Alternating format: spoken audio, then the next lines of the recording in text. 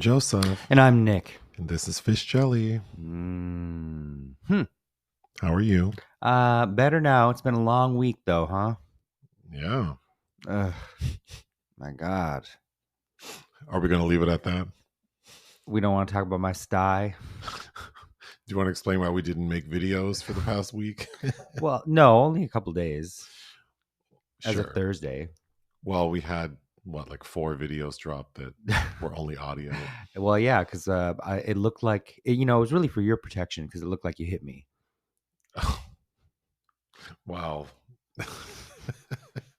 In fact, because I don't want to seem like I'm condoning domestic violence. So some people need to get hit. So oh boy, I don't know that anyone would judge me too harshly. But for hitting me, I mean, people can see and hear you. That doesn't. I have done nothing that deserves for me to be hit by you. I can understand some filmmakers maybe wanting to hit me, but not you. But that's the first thing, because I went to an urgent care because it got really bad overnight, and I assumed it was a sty. But the doctor, for the 2 seconds he saw me, he's like, "What, did you get hit?" Oh, he said that? Yeah. Oh, damn. So I guess I just look rough and tumble. But you feel right as rain. Yeah, but I mean, it's just funny. I hate being organic. I hate being human. Well, like if I could be bionic, I would. Okay, Christina Aguilera. Remember, God, that's your reference. That 2008 album. When that album came out, we lived in a building that had a gym. Oh my God, you played that album so much. And I would just work out every day listening to that album, which is not very good. I remember kind of anticipating that album because she asked a lot of collaborators like Ladytron. Yeah. And somebody else, Peaches. Peaches, yeah. They're, well, Not Myself Tonight's a good track. Yeah. Where she screams at the beginning. Yeah. Like what's that song where Sierra screams that I like? Not the one where she talks about her booty being softer than a McDonald's hamburger bun. I think, yeah, because there's just like this random scream in the middle of there, like ah! Anyway, moving on to kind of related. Sacha Baron Cohen and Isla Fisher announced that they filed for divorce last year. After 22 years of playing tennis, or however they said it. Yeah, I just see her Instagram post, but it's a picture of the two of them in tennis outfits. After a long tennis match lasting over 20 years, we are finally putting our rackets down. In 2023, we jointly filed to end our marriage. Blah, blah, blah. Is this sounds in 2023 they filed? Okay, so they're announcing it now. Is this a way to eclipse the Rebel Wilson drama? Well, I don't know how much traction that had, or maybe it was her being like, I don't want people asking me about you because we're not right. Like, let me lay this right here. Yeah, I mean, I'm not super interested in these people or their divorce. No, but you met her. I did her hair once. She was very concerned that you did not know who she was. She was very concerned. I didn't know who she was. And you told this dumb. And I didn't know who she was. So when she asked me, I said Amy Adams. And she was mad. And she had a big bag, like a beach bag, with a bunch of magazines. Yeah, that she was featured in. Well, because she had a small role in The Great Gatsby at that time. Yeah. So she pulled out the magazines and was pointing at like, this is me. And then finally she had a magazine with her husband on it. And she goes, this is my husband. Oh my God. And of course I apologized. Why? But it's like, but bitch, it's not my job to know who you are. It's my job to do your hair. Well, when I was told who was waiting, they said her name, like just her first name. And I'm sure they didn't know who she was either. So they probably didn't say it correctly. Not that it would have mattered to me. La Isla Bonita. But I'm sure they said like Isla, because I recall thinking her name was Isla until I heard someone say Isla. But, I don't think anyone who was in the salon that day knew who she was. I mean, I would have known who she was, but yeah, I find that behavior strange. Like, actually, shouldn't you enjoy this anonymity? Which makes me think I did Nicole Murphy's hair once, and no one knew who she was except me. Mm-hmm. And then, but like after, everyone thought she was a trans woman. Oh, like, oh wow, that and they didn't use such delicate Oh, language, I'm sure. but basically saying like how pretty she was. Delicate leg. You mean the correct language, but delicate. And Rosa McGowan too. Rosa McGowan. Rosa McGowan. Yep, did her too. She was crazy. Moving on. So UK versus the World season 2 Has we ended. it has ended. There's a winner, but there's been some like chatter about it because people don't think the correct person won. Oh, of course. So in the top 4 for this most recent season, and for people who don't know, UK versus the World is kind of like an all-stars, but different. I guess because they had Canada versus the World, apparently getting because All Stars is RuPaul's Drag Race All Stars is US based, and apparently due to like work visas and such, getting non-US queens to do All Stars was difficult. So then they started UK versus the World and Canada versus the World. So for Canada versus the World, the winner was a US queen, Raja O'Hara. And then for the first season of UK versus the World, the winner was Blue Hydrangea. I don't even remember Raja O'Hara winning that. You remember she was all purple? Well, she was all purple, but I thought she was quite good. She was, but I mean, it's just. I also forgot she had won. It's a testament to how oversaturated these things are. And then for this newest one, Tia Kofi won, who's the UK queen. But well, first let's talk about the premise of the show, because the title would indicate that there's some sort of teamwork. Like you would think, oh, they're going to have like half or like a cohort of UK queens versus queens from all over the world. And they do have, like they had 4 UK queens. They usually had the majority, the lion's share. And then the other 6 or 7 were non-UK. But amongst the UK queens, part of the gameplay does not include the UK queens working together, because there's only one winner, so why would it?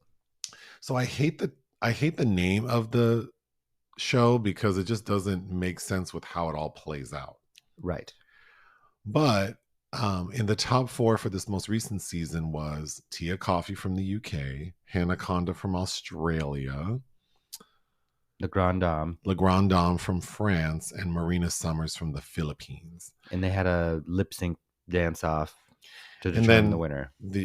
Exactly. And there was only one clear lip sync assassin this season, and it was Marina Summers. And she was the first to, by far and wide. Like, oh wait, so the first round was Hannah Conda beat her. Right. Okay. But so the fans are saying Marina should have won. And then I was listening to Race Chasers with Alaska and Willem. And Willem likes to tell everybody's business. So Willem was saying that he, of course, knows some of the queens who were on the show. And they told him that during the lip sync because it was like a lip sync Lollapalooza to determine the winner. And the first 2 to go up were Marina Summers and Hannah Conda. So Willem was saying that the people who were on set that day, that Marina like wiped the floor with Hannah. But if you look at the actual show and the way it was edited, we really only see Hannah dancing and Michelle Visage for some reason like reacting.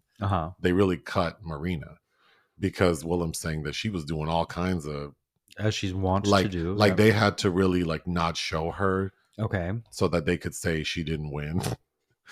So of course Hannah Conda won that lip sync. So the first person to get knocked out of consideration was Marina Summers, which is crazy.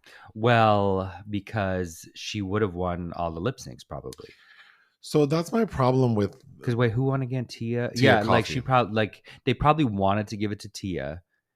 Well, that's what Willem is saying, that they wanted to give it to Tia, so they had to knock out Marina, and the only way to do that was to basically not show her lip sync and then just have RuPaul announce Hannah as the winner.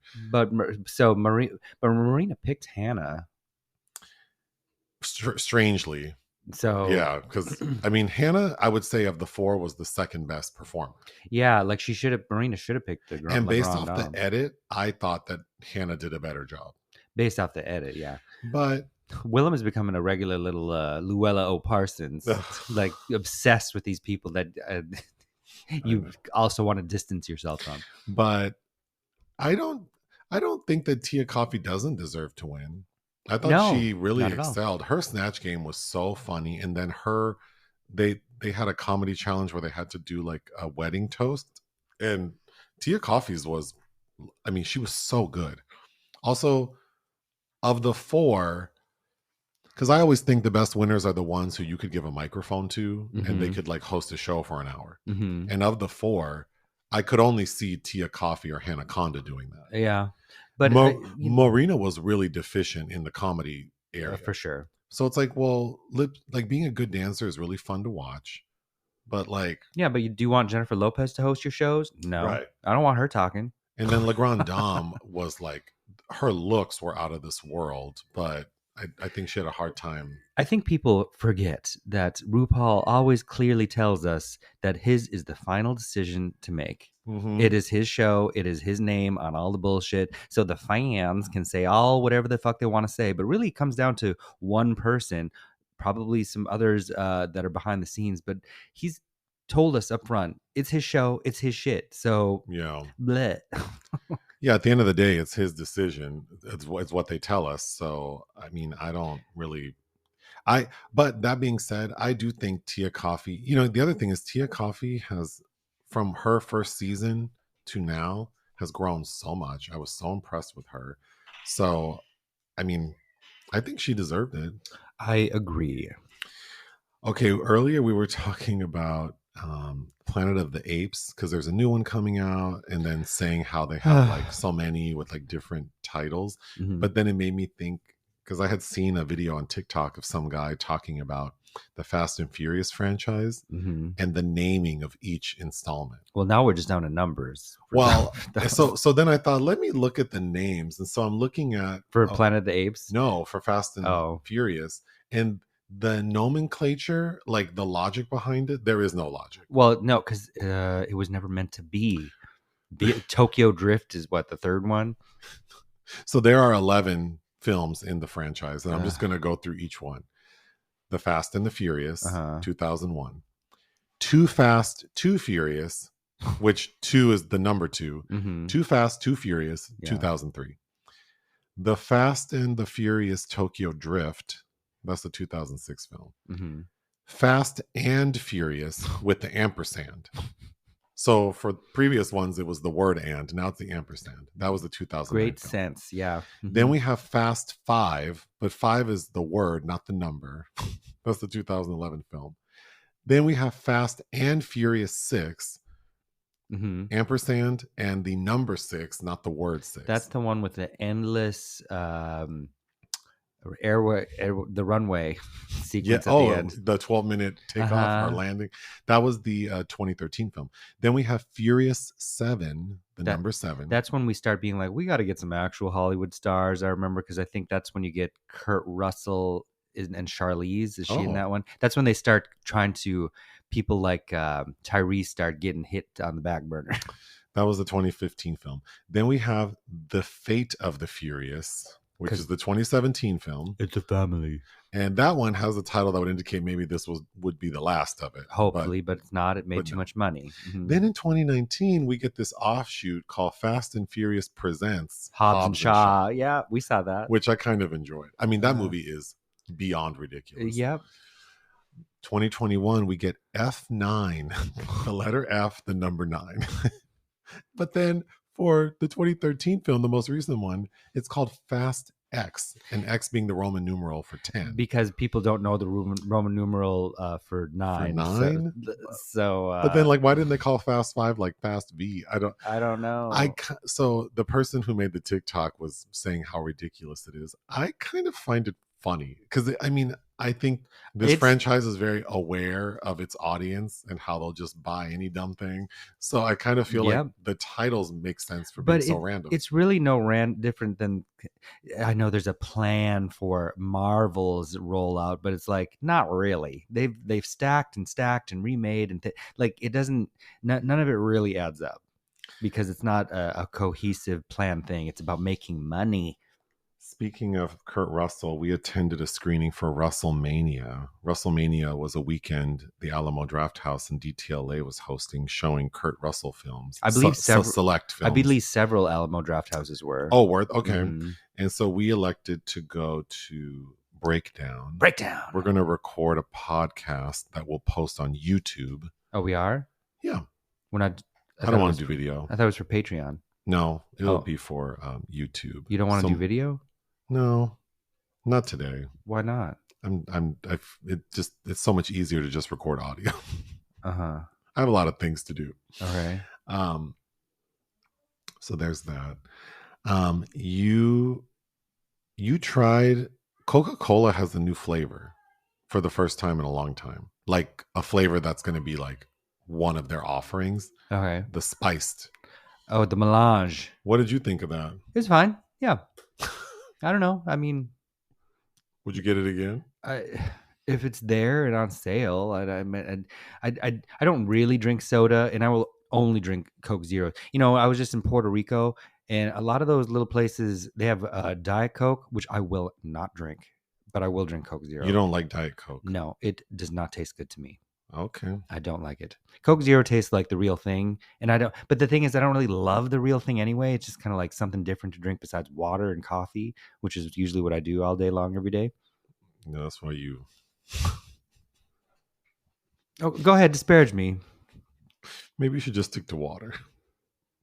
Mm-hmm. Moving on to the restaurant section. Last night, after we saw Breakdown, we went to Joey DTLA, which you've been to before. Yes. Mm-hmm. I just wanted to mention it because the Google description of the restaurant, which I don't know if it's from the restaurant's website, but it says relaxed contemporary dining spot. I don't know that I call it relaxed. No, it's like in the heart of downtown on the corner. And it's very open, so you hear all the commotion. All the fucking traffic. All the traffic, and then the music inside is loud, and it's like urban, modern, upbeat music. I mean, I did like some of the music they were playing. Yeah, I don't dislike the music, but it's loud. Uh-huh. But it's just, to call it relaxed, it's the opposite of... It's not relaxed. We were also kind of on the patio, and it was kind of chilly. And then we stayed a long time. And then this huge group moved into next to us and decided that they really needed to vape right now. Which they were vaping, which is... Which it didn't bother. It's not... Vaping doesn't smell bad to me. It's just like, this is really... kind of inconsiderate, isn't it? You know, I don't like cigarette smoking. Like, cigarettes are bad, period, right? I mean... beyond perhaps enjoying a cigarette every now and then, but yes, they're not good for you. But you know, they smell gross, they're not good for you, blah blah blah. But I think seeing people vape is more annoying to me. Like, yes. I would rather see someone smoke a cigarette. Well, there's it. I mean, that's the old school way, you know. Which I was listening to Theo Vaughn I think it was yesterday, and he was talking about vaping. Someone asked him about vaping. And he's like, when I was a kid, you had to smoke a cigarette like a man.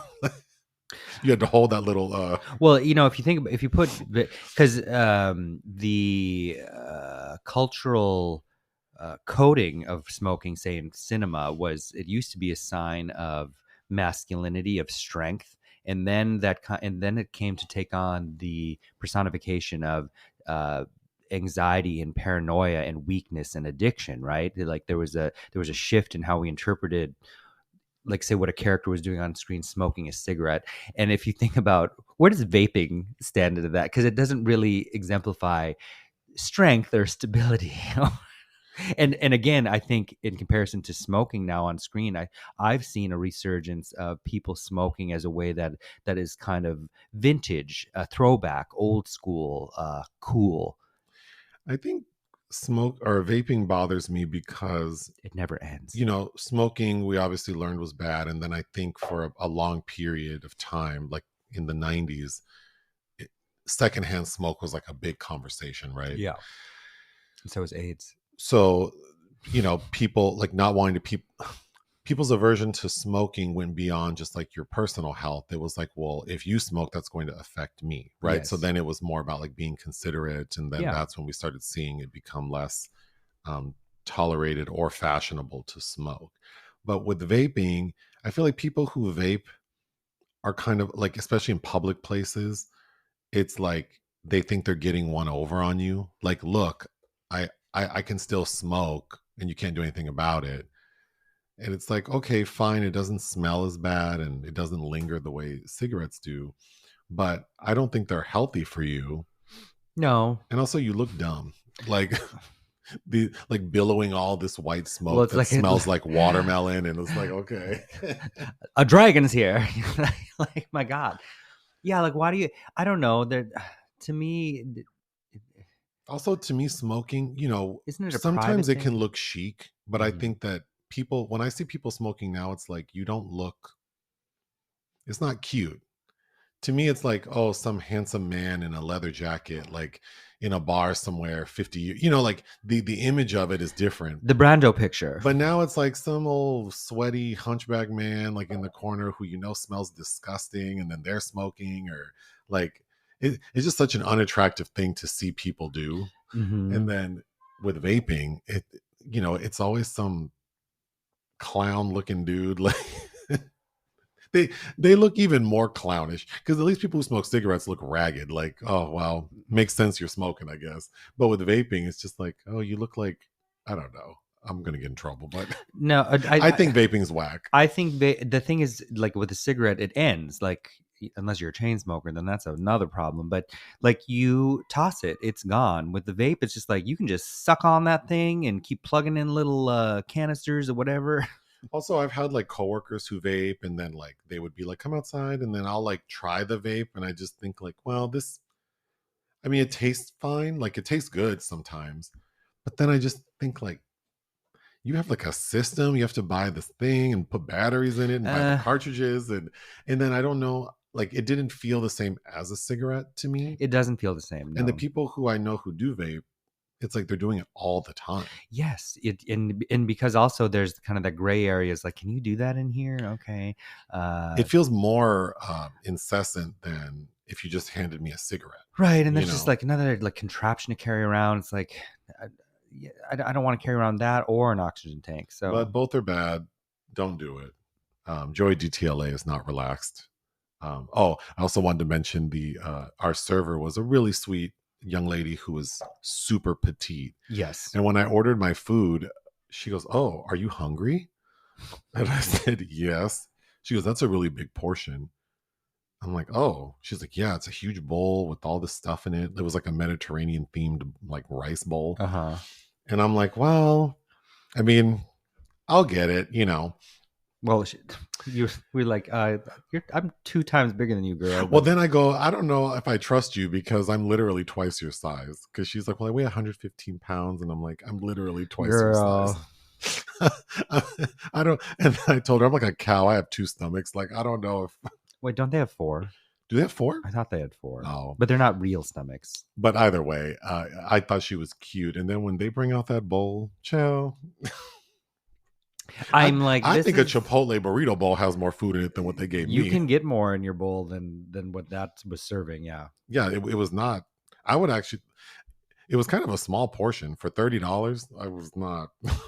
Also, that food was overpriced, but we had a lovely dinner with nice company. So, moving on. Cows actually only have 1 stomach, but it's 4 different compartments.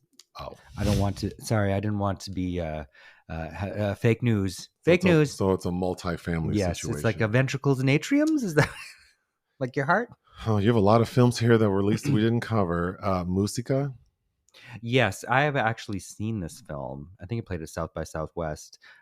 Directorial debut of Rudy Mancuso. It is okay. It is this kid that seems like he probably needs some kind of anxiety medication, that is obsessed with music, and has a romance with a girl. But it's one of those movies where everywhere he sees is like the rhythm of life, and in his mind there's musical being acted out all around him that no one else can see, which to me gets a little taxing. But it's fine. The director is the lead star. It kind of reminded me of the musical version of something like Shithouse recently.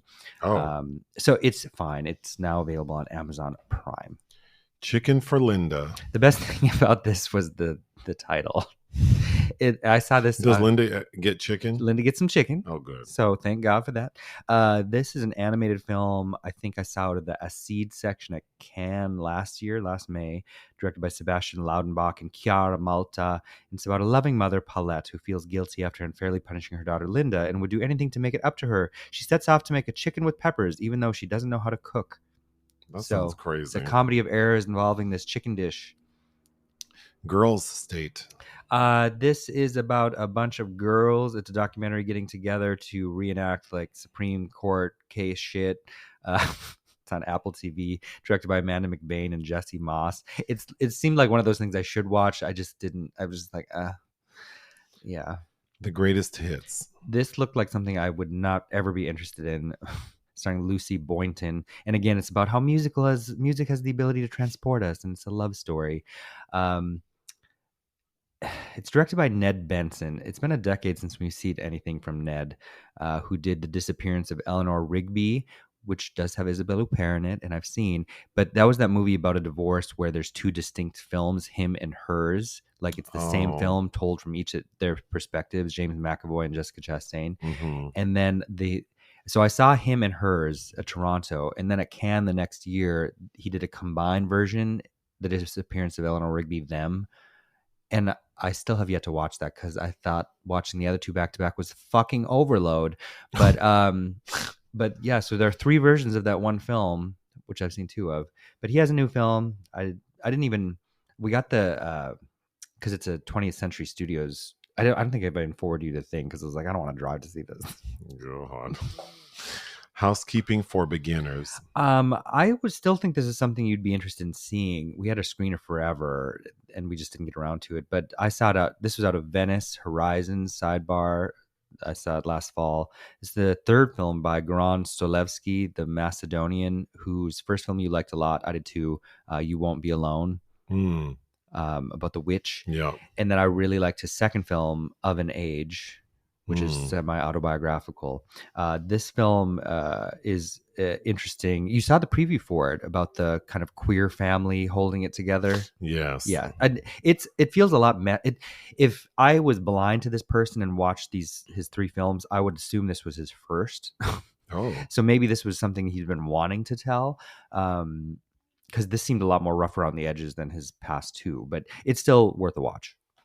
Kim's Video. There's a documentary. Somebody sent me something about this too. I haven't watched it yet, but it's directed by David Redman and Ashley Sabin. And it's a documentary apparently that's playing with forms and tropes of cinema about someone's quest to find a legendary lost video collection of 55,000 movies in Sicily. Oh, Parachute. It's about a woman that has a food addiction issue. But I've only included it in talking about it because Brittany Snow directed it, an actor. She's been in tons of stuff for years, but I think you might remember her as the blonde from Ty West's X, which I don't believe she makes out of alive of. But yeah. Scoop. This is something I still would really like to watch again, even though it got middling reviews. But Philip Martin who directed a couple of the Prime Suspect items with Helen Mirren, starring Gillian Anderson, about the Prince Andrew interview about Jepstein. Lastly, Yannick. I'll probably watch this week. It premiered on Mubi on Friday. It's another new title. I think this premiered out of Locarno, directed by Quentin Dupieux, you've seen a couple of Dupieux films. Whenever I think of Dupieux, I think of the movie Kingdom Come and Dupieux's Funeral Home. Oh yeah. Quentin Dupieux. We reviewed his last couple films, Mandibules and Smoking Makes You Cough. Mm-hmm. Oh, and Deerskin, I think we reviewed too. He works a lot. But it was just announced that his latest feature with Léa Seydoux is opening the Cannes Film Festival this year, out of competition. Well, let's take a break. Projects of interest. Night of the Hunter? Which was on my list last week. We skipped over them. Okay. Yes, Scott Derrickson, who's not a filmmaker I particularly love. His first well, he did Doctor Strange, which is blah. I didn't like The Black Phone. And Sinister, the first one, at least half of that's a good movie. And he's about to have a new film with Sigourney, which I hear she's underutilized in already, called The Gorge.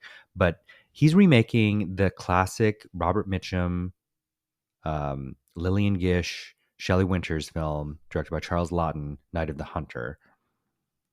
And I don't know that we need that because the first one's brilliant. But I have read that the novel it's based on is much darker. So I'm assuming we would get the darker bits.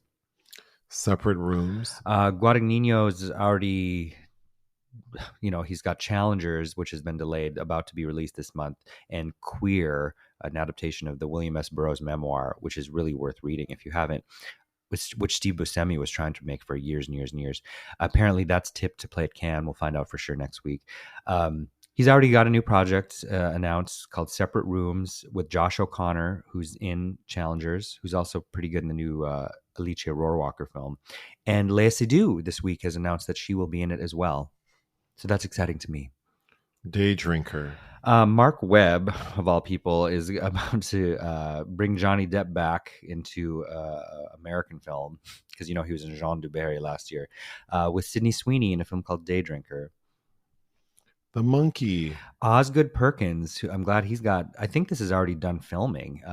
Longlegs is coming out shortly, and he has adapted a Stephen King short story. I think it's the longest short story in the collection, The Skeleton Crew, if I remember correctly. And Theo James, is that the guy's name? He's in it. But yeah, that should be interesting. Nuclear War. Denis Villeneuve is already making plans beyond Dune, even though Dune Messiah still needs to film. It's based on a nonfiction book called Nuclear War. So guess what that's about? I think the book's called Nuclear War: A Scenario. So guess what that'll be about? But apparently his feature after Dune is all done. There's an Untitled project from Ryan Coogler. Yes, this sounds very interesting to me, but Michael B. Jordan, 1, is playing twins. 2, it's a period piece in the Jim Crow era Deep South, which has supernatural vampiric elements and Southern voodoo tradition things. But Jack O'Connell's playing the villain, and Delroy Lindo, who I also quite like, is just been announced as part of the cast. So that should be. I'm excited to see Coogler, whose first film, if you haven't seen Fruitvale Station, which won Sundance, which is a great little drama. I mean, it's very depressing. I'm excited to see him step out of the comic book universe, which Black Panther and the sequel are of the better versions of these kinds of films, but I'm interested to see what he can go back to outside of those kind of things. Lastly, Sentimental Value. Norway's Joachim Trier, after his he's had several breakouts, but to date, The Worst Person in the World has gotten the most attention for him, and an Oscar nod for script. But he's starting to collect financing for his latest film, Sentimental Value. Last week on our Patreon, we reviewed Billy Elliot, the little boy who wants to dance ballet. And Bad Lieutenant, Port of Call, New Orleans. Yes. Starring Nicholas No H. Cage. Unfortunately, there is an entry in the obituary section. Yeah. Christopher Durang died. Yes, he was 75. You seem sad about this. I was. Well, he was Sigourney's best friend. He's the one that championed her when they were at Stanford. Or, well, where did they meet? Yale School of Drama, where Meryl was. He wrote a bunch of early plays with her in mind, including Titanic, which she still references a lot, about where she plays a character who kept a hedgehog in her vagina. She did, and I still have a poster. I need to get it properly framed for Sex and Longing, which she did in 1996. And somebody told a funny story. I only recently learned about her going to Tiffany's to get cast gifts for everybody, and she wanted some vulgar words from the play, which is something like "fuck me, fuck me, fuck me" on these trinkets she wanted for the cast, and Tiffany's refused to engrave it, and she apparently had a shit fit about but I'm buying your bullshit. So he's probably best known as a writer for Beyond Therapy, because Robert Altman adapted that, which I think we have a Blu-ray review for that film, which is just okay. where Julie Haggerty took over Sigourney's role, but you got a whole slew of notables and Jeff Goldblum, Glenda Jackson. Sister Mary Ignatius Explains It All for You, I think, had a Diane Keaton TV version. But yeah, I used to go to the public library. I remember checking his plays out, and I would read them out loud to my sister, who was 6 years younger, which was even more inappropriate because of my Sigourney craze. But yeah, he had aphasia, so I think it was probably a while in coming. And you and I, your relationship to this person is we took a red-eye flight to New York to see Vanya and Sonia and Masha and Spike at the tail end of 2013 before that play moved to Broadway. That's right. Mm-hmm. And that's where you discovered Billy Magnuson, even though that was a strenuous trip for you. Yeah. But now we're friends, so oh yeah. I guess it's fine. Friends in your head movie. But yeah, and I think that was a lovely play. And I think sometime this month it was announced, because I still search for news bits on her every day. The original cast was going to get together for a reading somewhere. Yeah. Well, goodbye to this man. Yeah. He was a homosexual. Oh yeah. Mm-hmm. Let's take another break. This week's secret film was your choice, and you chose the 1991 American coming-of-age black comedy, Don't Tell Mom the Babysitter's Dead. Well, there's a footnote with that choice. I was pressured to I didn't ask this. you to choose this. You chose it on your own accord. You made it clear that this is what I should choose. No. I said it would make sense to watch this movie since we're going to be reviewing the new BET Plus version of Don't Tell Mom the Babysitter's Dead. Yes, it was made clear to me that this should be the... No. It was made clear to me that Hillary would be the Democratic selection, no matter how much people love Bernie. It was made clear to me it would be Hillary. You present yourself as someone who's not going to be told what to do, and no, I'm just letting you know that favors happen. But this is a favor to me. Well, that's too bad. I do want to mention before we get into it, we have a friend who loves this movie. We do? Mm-hmm. Javier. Hi, Javier. He does? I had no clue, but I posted on our Instagram stories a still, or not a still, but a short video from the movie, and he knew it and quoted the movie. Oh my God. Well, I remember this from being a kid. So what's your relationship to this movie? I mean, it was on when we got cable, it was on TNT or some shit like that all the time. But I haven't really thought of this movie in a long time, but it's directed by Stephen Herrick, which he had a really interesting filmography in the 80s and 90s because he did 101 Dalmatians, Mr. Holland's Opus, Critters, The Mighty Ducks, Bill and Ted. His debut was Critters, Bill and Ted's Excellent Adventure, The Three Musketeers, Rockstar with Mark Wahlberg. I believe Jennifer Aniston's in that. But so in the 80s and 90s had a really weird career. And this is also kind of not really fitting with some of those either. I had never seen this movie. I had heard the title before. It didn't speak to me, and I don't know why, because I was a huge Married with Children fan. Although I don't know that I liked Bud, and I always thought Ed O'Neill was handsome. So I don't think Christina Applegate appealed to me. So being Bud and his rap career. Yeah, David Faustino. Anybody listening, if you haven't experienced, if you go on Google and look up David Faustino rapping, he had an album.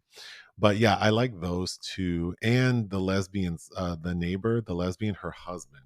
Yes. Do you remember his name? This might be worth me. The film that came out actually the same year that I loved much, that I think is much better. And has some similar vibes, is Joan Micklin Silver's Big Girls Don't Cry, They Get Even.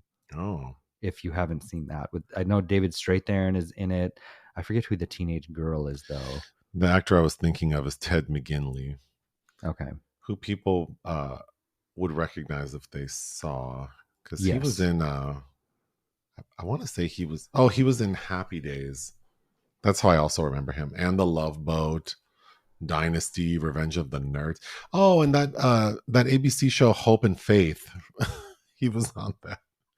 Anyway, what is Don't Tell Mom the Babysitter's Dead about? 5 siblings are left alone all summer when their mom leaves town and the evil babysitter bites the dust. Man, based off of the title and the premise, I thought this would be something very different. I fell asleep halfway through. I couldn't stand the first half of this movie. Well, But these kids, they live in this Grey Gardens house environment, and they ain't shit.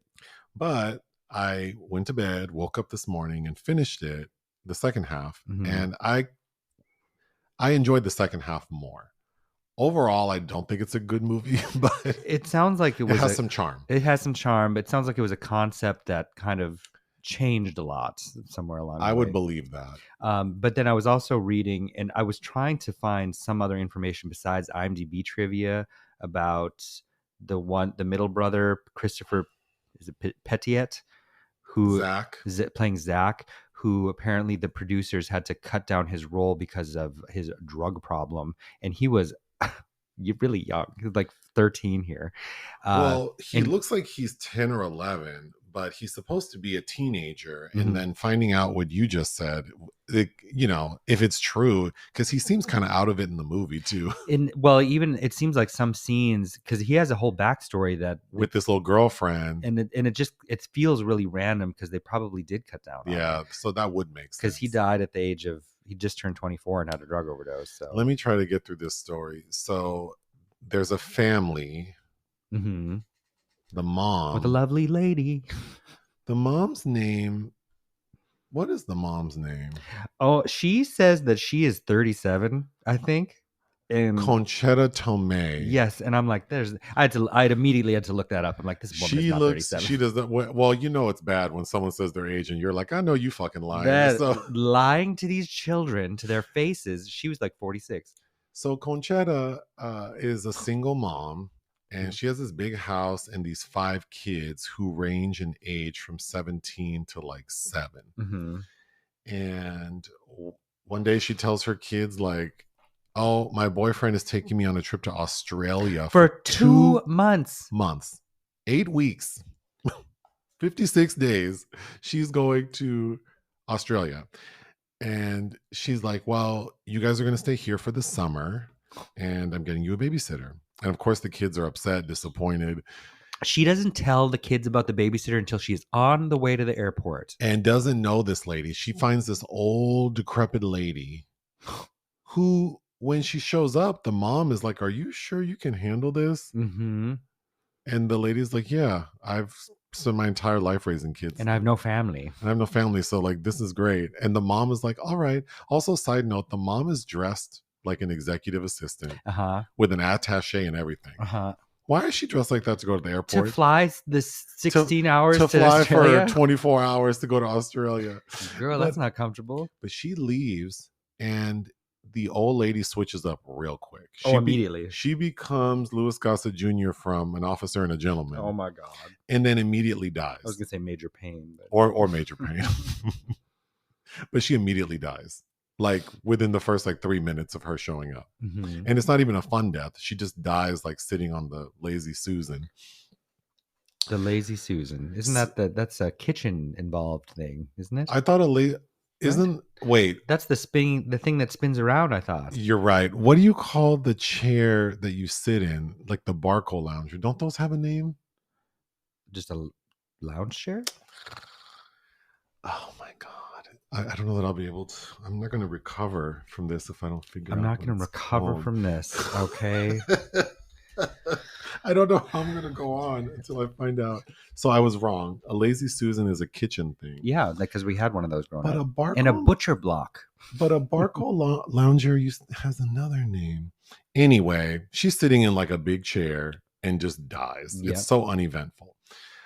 So the kids are like, well, we're just going to take her to the mortuary. They stuff her ass in a suitcase and take her down to the mortuary. But these dumb kids, because the mom had left the babysitter a bunch of money for the 2 months. But the babysitter had taken the money and put it on her person. So when these kids dropped off the babysitter at the mortuary, they also dropped off that money. Which I don't believe, because it shows the little druggy kid is stealing from the mother. She catches him, and it seems like it's a regular occurrence because she's like, just ask for money, stop taking it. So I don't believe that this little miscreant would not have checked this old lady's body. Oh, well, Right? perhaps. But so Mm. now they've, disposed of this old woman's body, and they're thinking, and they have her car, and she drives this cool classic car. Mhm. So now they think that the summer is going to be theirs to enjoy when they realize they have no money. So Christina Applegate is the oldest daughter, who they call Swell, Mhm. but her name is Sue Ellen. And then the second oldest is her brother. Coogan.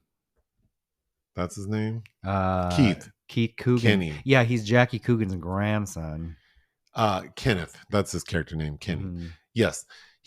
So the two of them are like, what are we going to do? And she's like, well, let's flip, like heads or tails. If I lose, I'll get a job. And if you lose, she says he has to do something weird, like sell ass on the corner. I mean, it's something that's not a job. Uh-huh. So that was weird. But she loses. So she's like, well, I guess I have to get a job.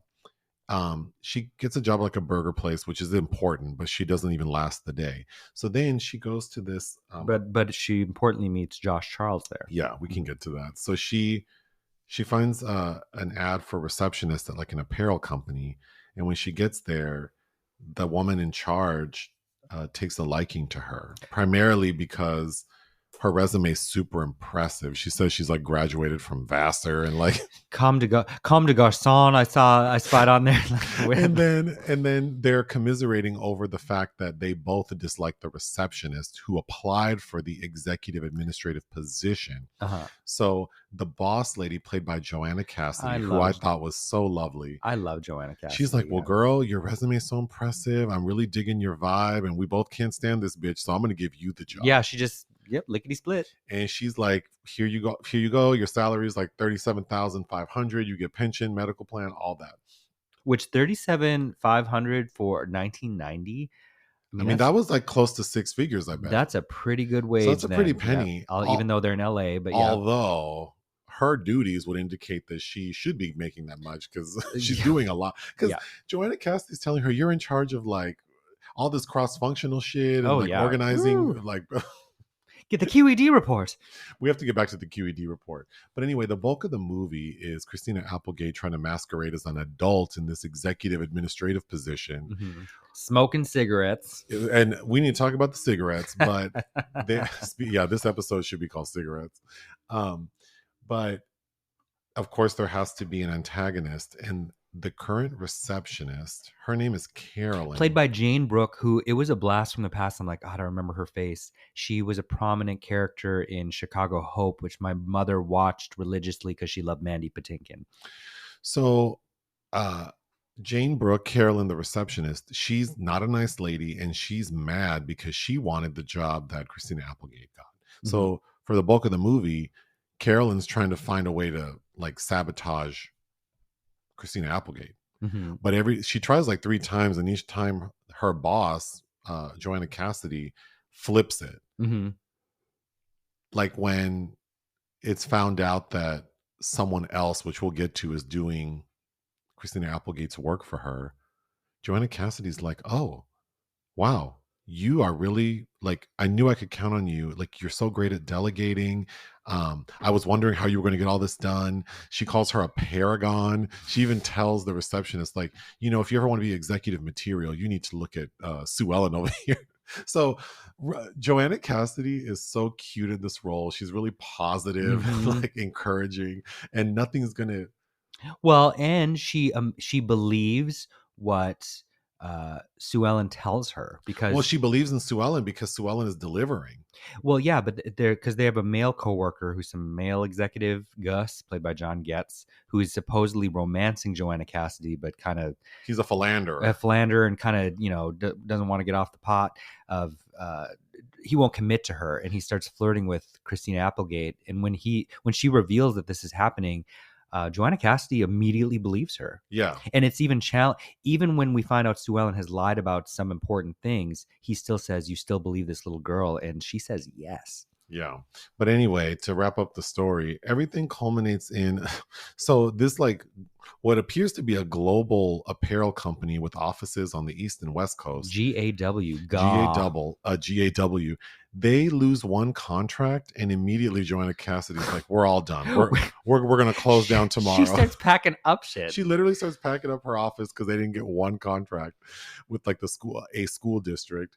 So Christina Applegate's like, "Well, we need to come up with an idea." Side note, Christina Applegate spent all of the petty cash money, so she's also sweating over that. Well, her raggedy sibling stole it. We need to get to that. Yeah. But Christina Applegate comes up with the bright idea of like, because the school district passed on the apparel company because they said, oh, students don't want to wear these stuffy ass uniforms.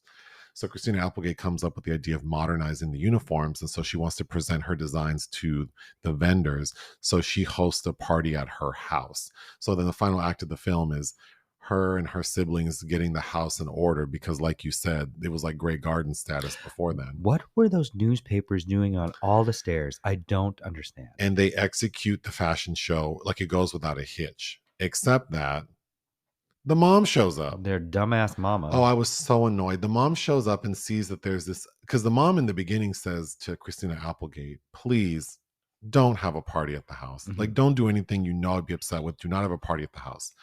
But her and her children, first of all, that raggedy ass house, they cleaned it up. It was immaculate. It's immaculate. Mm-hmm. They have built a full stage in the backyard, cleaned up the pool looked like it had been condemned. Mm-hmm. And they've cleaned it up and put like a runway over it. Yeah. All the kids are dressed in like cater waiter outfits. There are adults wearing suits. There are a range of adults sitting wearing business attire. Not in the house, in the backyard. Music's not playing loudly. Mm-hmm. And Christina Applegate is in the middle of giving a very polished presentation. And the mom shows up and goes.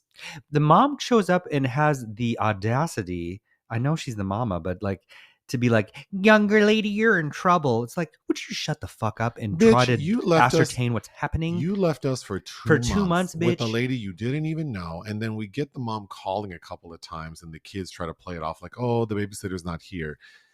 2 months went by and you never spoke to the person who was taking care of your kids and you weren't alarmed. And then you show up out of the blue and then you see this like major event happening. And your immediate thought is to like, you have to scream out loud, wag your finger. If you had been a parent that was doing what they were supposed to be doing, your children would not have been in the rough shape they were in anyway.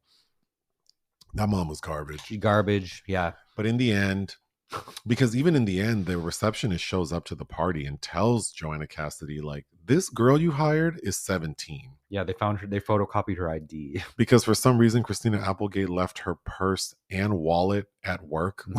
She was stressed out. And at first, Joanna Cassidy's like, this is the most petty shit. Like, you conjuring up. Like, it almost sounds like she doesn't want to believe that that's her real ID because she's really rooting for Christina Applegate. But in the very end, Christina goes up to Joanna Cassidy and says, I'm sorry. I know I lied to you. I understand if you're mad at me. And Joanna Cassidy says, like, this shit is wild, but like the vendors loved it. Like, they love your ideas.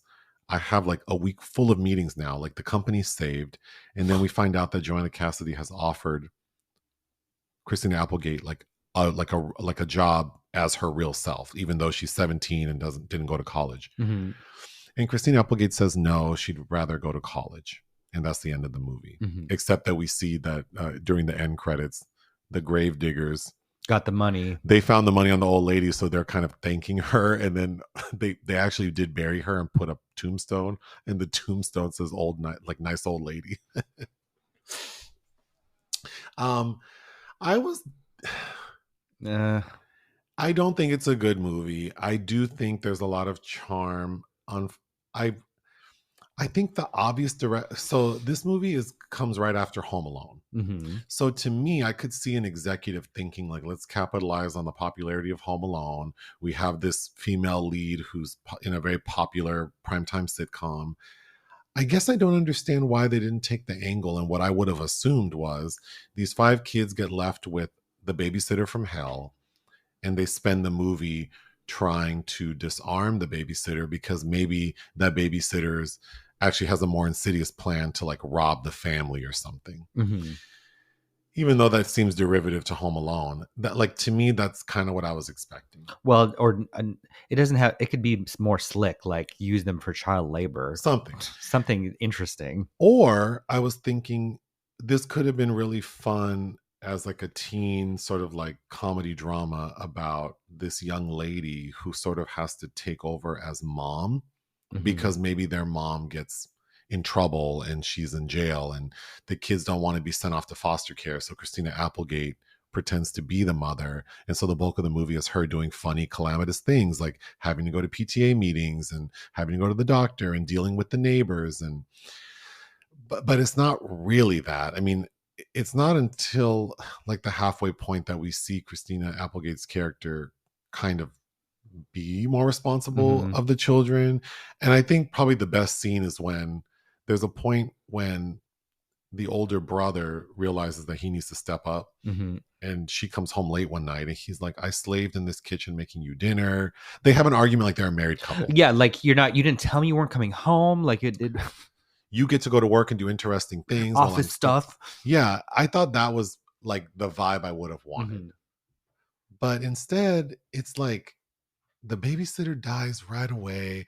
Okay, the biggest issue with the film that you already mentioned, these badass kids. Oh, I couldn't stand. Danielle Harris is one of them. Oh, I Yeah, hated the youngest daughter. that's her. I hated the older brother, Keith Coogan, Mm-hmm.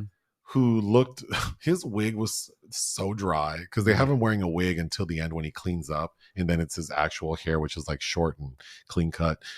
I thought he was annoying. He's supposed to be like this stoner loser kid. And did you notice all his jeans had interesting cuts in them?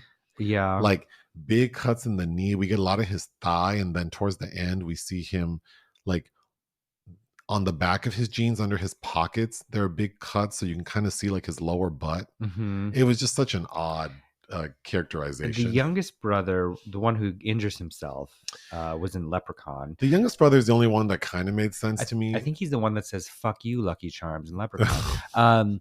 He, the scene where he falls off the roof and has to go to the hospital, and Christina Applegate is posing as the mom. That doctor ain't shit because she's railing on Coogan about why weren't you watching him, and he's clearly a minor or like supposed to be situated as a minor. And the doctor's like, yeah, whatever. The doctor's just smiling, cheesing it up, and then he's like, "Well, take care of yourself." What do you mean your child was unattended and got a broken leg? I mean, We're social services. right, this is questionable. But yeah, I hated the kids. I just thought like, oh, this vibe, like this raggedy ass mom who leaves her badass kids in this dirty ass house, and it just, I I kind of wish the kids, at the bare minimum, this would have been better if the kids were sweet kids Mhm. and they were maybe trying to cover for their mom, Mhm. and maybe like why weren't there scenes with neighbors coming to visit or family members or The Coogan is with his buddies because Applegate tells him to do the dishes, so he's shooting the dishes from the roof. I'm like, it's, none of the neighbors are calling the cops. I mean, I know it's summertime, but it's just like, why? Like, where were the obvious things They're like neighbors coming to see, like, hey, you kids been alone for a long time, and then they have to try to pretend. Can you imagine a neighborhood in LA with white people where somebody's shooting plates off the roof and the cops are not called?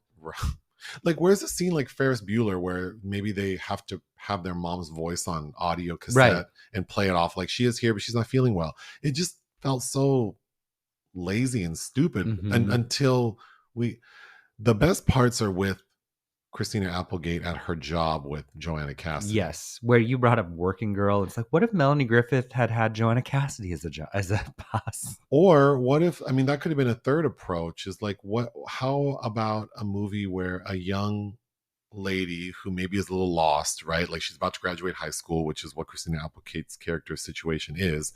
And she's kind of like, her mom's disappointed in her. She's kind of getting into light trouble. And then she gets roped into like this situation where she has to actually like step up. Mhm. And then we see her evolve into like a responsible young lady.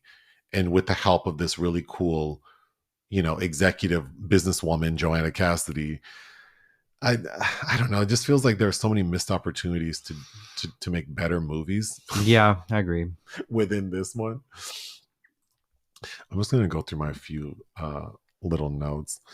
I think it's so you use what's your word of the day? Puerile. Puerile, Mhm. which means childish, Trivial. trivial. That's how the movie feels, puerile. Yeah. Because Yeah. even like, so the old lady dies, and their first thought is we got to get rid of her. Okay, like not gonna call the police, and then they write a note that says, "Nice old lady inside died of natural causes," and they put it on the suitcase and just drop it off. Like, Yeah. because then I felt like, is this trying to? Because then I got like Weekend at Bernie vibes a little bit, Sure. like that kind of '80s, but it just there's no fun in what they're doing. Yeah. So we skipped over this, but the first job Christina Applegate gets is at a burger place, and that's where she meets what's his name, Josh Josh, Charles. uh, and she doesn't even last the night because she's been tasked with doing the dishes.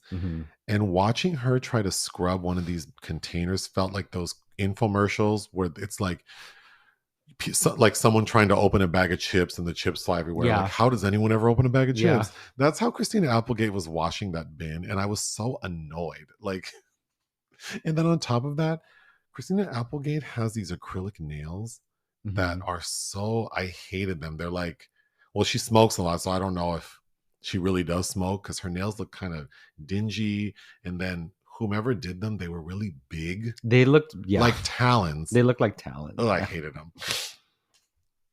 So Christina Applegate, after she quits the burger place, she's taken a liking to the boy who worked there, and he happens to be the brother of the receptionist at GAW.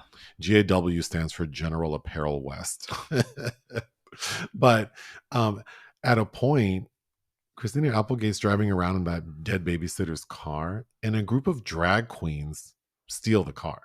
That felt so random. It's so random.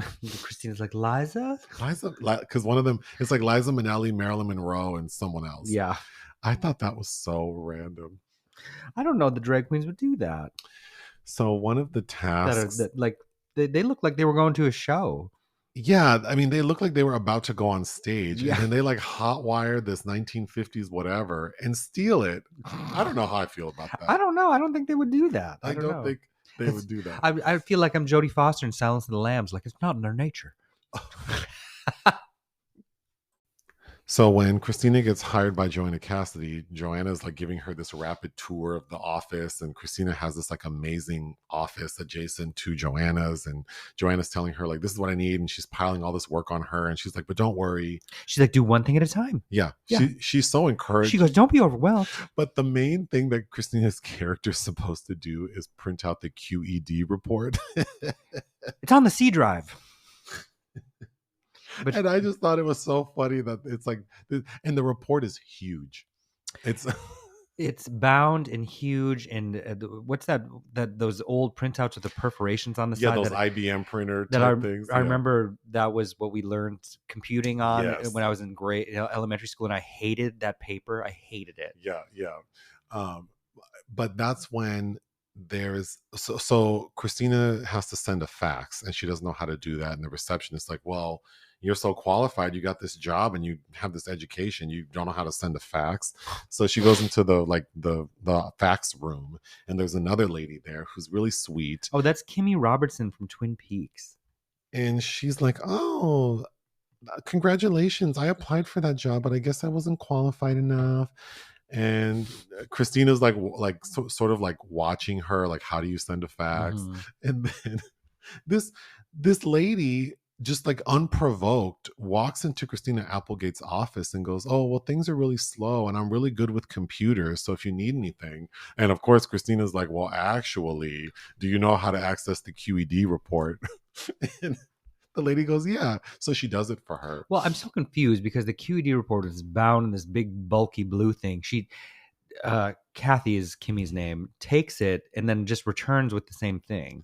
So is it just a refresh report in the binder? Or what is it? And then at a point, that lady gets sick, but Christina still needs the report, like a new one. So she comes in from home sick to bring the report. Did you print this and bind this at home? Like, do you have this printer at home? I don't know. It's so stupid.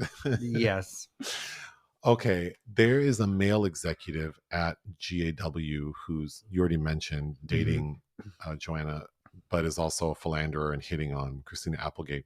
But I thought his name is Gus. Yeah. I thought he was sufficiently creepy.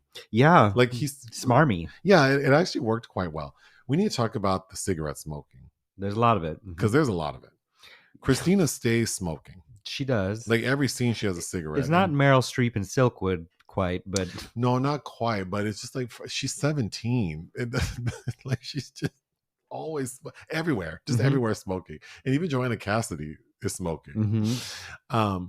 So the boy Josh, he, we have to remember that it's 2 months, but she's developed this full life and like this relationship with Josh, but she doesn't want to tell him where she works because she has found out that the receptionist is his sister. So he gets mad, and then she goes, "Why are you acting like Henry VIII?" I thought that was funny. There's another line she has about when she's working the burger joint in the Overly Happy Boss. She's like, "Did he just read Dianetics?" Yeah. Well, there's another line where, because Gus, the creep, goes out with Joanna Cassidy, I think, to like Santa Barbara for like a nice weekend. And so Joanna comes back all like she has a pep in her step, and she's telling Christina Applegate, "Have you ever had a 48-hour orgasm?" Ew, with Gus? And then Joanna's like, "Am I glowing?" And Christina says, "Yeah, you're shiny." I don't normally think anything about David Duchovny, but he's in this movie playing another employee who's kind of in cahoots with the receptionist to take down Christina Applegate. And I thought he looked really fresh. Like he was cute. He did. I used to date somebody that really liked him and made me watch, and I still own that copy that he bought for me of The Rapture, which is a movie about cults with Mimi Rogers that David Duchovny started, and I think right after this, but you see David's butt. And I've seen that movie and I don't quite remember the butt, but yeah, he was young and fresh. It's called The Rapture? Yeah, Mimi Rogers is the lead. Oh. It's fun. I remember liking he's it. very, he looks really good in this movie. He has long hair, I think. And he's very muscular. Oh, wow. Well, we own it if you ever want to make that a secret film. Is it a thriller? Yeah, it's a movie about cults. Oh, well, we were talking about cults yesterday. We certainly I've been thinking about joining one. But anyway, I was so distracted by the fact that Christina Applegate's character has this like big job. And I just kept thinking, how did she complete her W-4? Well, yeah, how is she getting paid? Yes. Because we see her collect a paycheck and we like, how did HR, like, how did they complete her W-4? How did they take ID? Like what? Well, yeah, I know I know it's a puerile film, but I don't know. That really bothered me. Okay, the other thing that bothered me about these raggedy ass siblings is we find out Christina Applegate has access to petty cash, but Christina has no money to feed her siblings, her children, as she keeps saying. So she's taking it out with saying she's going to pay it back out of her check. And she takes all of it. She doesn't take little bits. She takes like a bunch of the petty cash and keeps it in her purse. And what do her siblings do? Steal that money. She brings the petty cash box home and they steal money out of it. And they buy like an entertainment center. The drug addict kid buys like a ring for his girlfriend. See, that's why I think that character was supposed to have a much more prominent. Yeah. Well, and then Christina asked him, like, you bought her a diamond ring? And the boy goes, it was a chip. I thought that was funny. It's like diamonds are forever. But we find out they spent $3,000 out of the petty cash.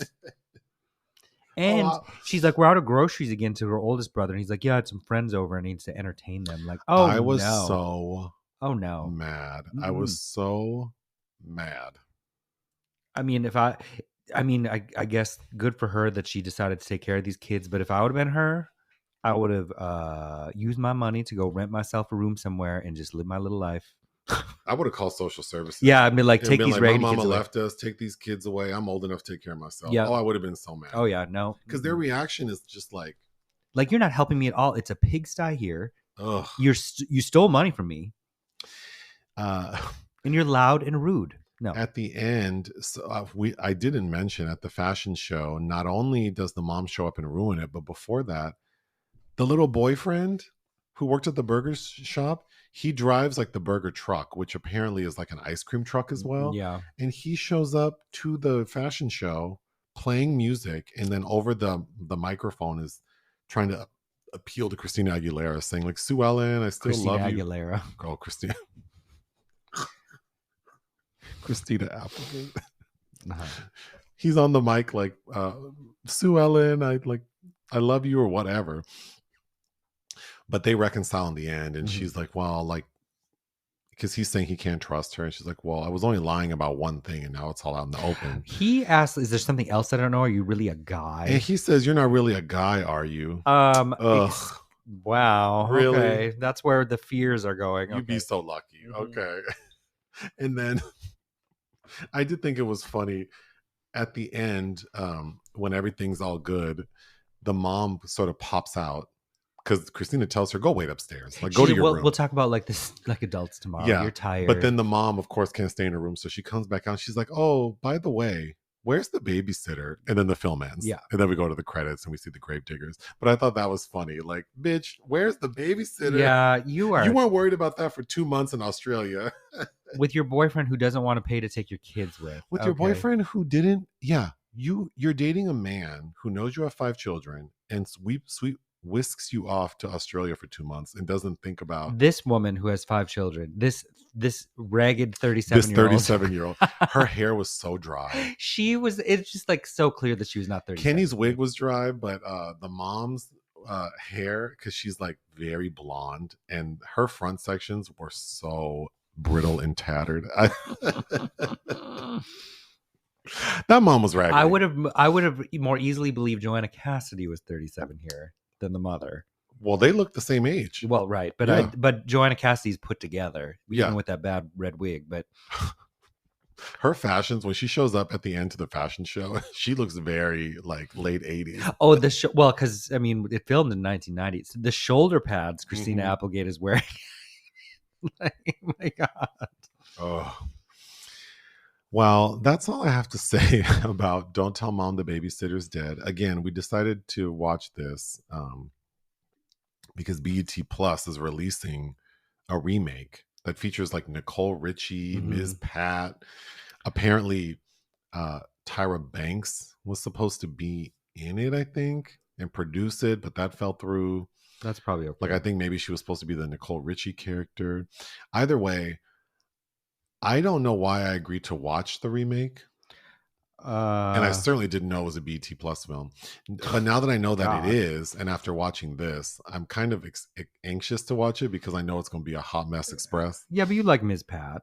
I do like Ms. Pat. And the old lady, though, is June Squibb. Oh, June Squibb, who I really liked in that one movie. Thelma. But, you know, we know that'll be a small role. But...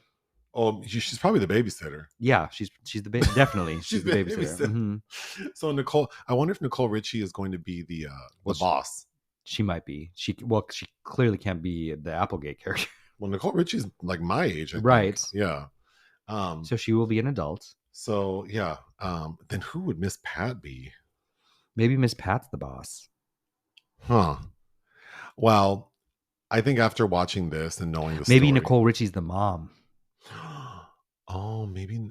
Well, no. Well, yeah, maybe. Well, because I feel like Miss Pat would be the mom then, like the old raggedy ass mama who just leaves her kids. Because the Miss Pat show, that's something Miss Pat would do, is leave her kids. Sure. But anyway, what would you give the 1991 film Don't Tell Mom the Babysitter's Dead? I guess 2. I would give it 2 out of 5. I don't think it reaches its potential, and I did find the first half pretty grating. Yeah, I was feeling more cranky about it last night, but like 1.5 cranky. But I can see why people like it, and I did think there were parts that were cute in the second half. Yeah, I like Christina Applegate. I think those are the best parts, like watching this teenager kind of successfully navigate this world. If Javier's mad we don't like it, he can buy us drinks and we'll talk about it. No, I'll make him feel better about it. There you go. What do you have going on this week? Civil War. Oh, that's right. Yeah. What else is this week? There's a couple. I think you get to see Hitman this week, which I'm excited for you to see because Oh, that you were gushing I over love Glenn Glenn Powell. Powell and that. Yeah. Is he shirtless in that movie? Oh, I don't recall. It's not.